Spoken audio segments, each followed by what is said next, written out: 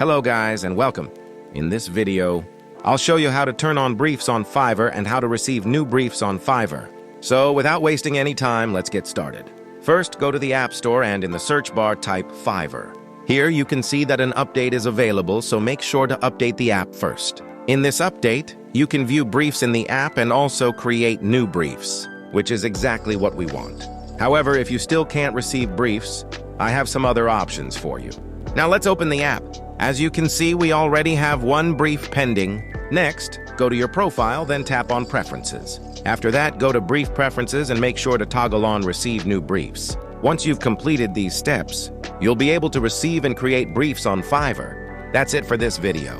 Make sure to like and subscribe for more content.